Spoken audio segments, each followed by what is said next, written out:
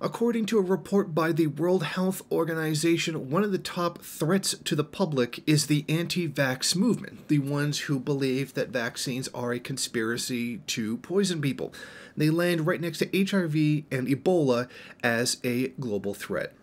Among the other top threats are HIV/AIDS, the global influenza pandemic, along with the spread of the deadly Ebola virus and dengue fever, as well as air pollution, lack of primary care, and non-communicable diseases like diabetes. The WHO says vaccination is still the most cost-effective way to avoid infection. In fact, the refusal to get vaccines is an outright threat to the public.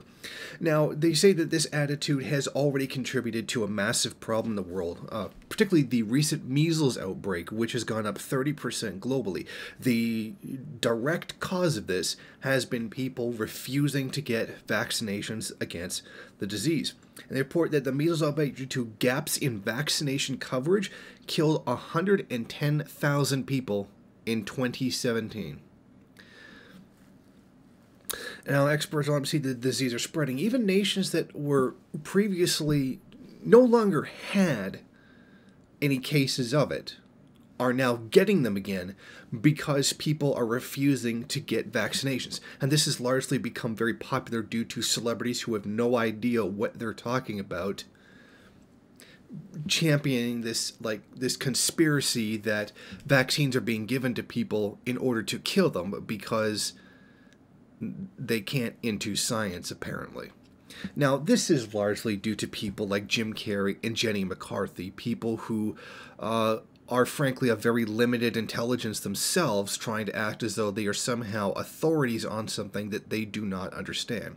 Now, science has proven time and time again, through studies, double-blind, all that vaccines are safe to use. And yes, there are some side effects, but these side effects are minimal, extremely rare, when compared to the amount of people who die from the disease that the vaccination prevents.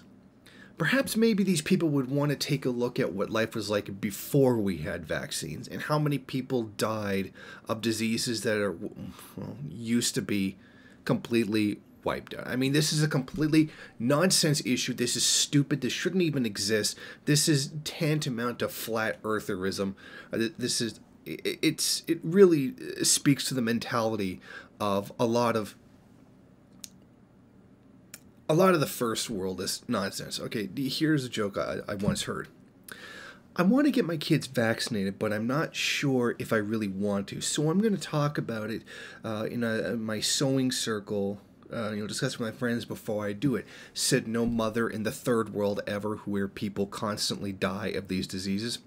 In other words, this kind of ignorance is a complete luxury of first world people. Now, I'm not saying that the anti-vax movement is first worldist, but the ability to just ignore the science behind vaccines because you live in a society that is so advanced that these things were no longer a problem is a privilege that they have, and one that may end up going away because of people who don't believe in science. Really, in the end, this whole situation is completely nonsensical, and frankly, it's kind of frightening.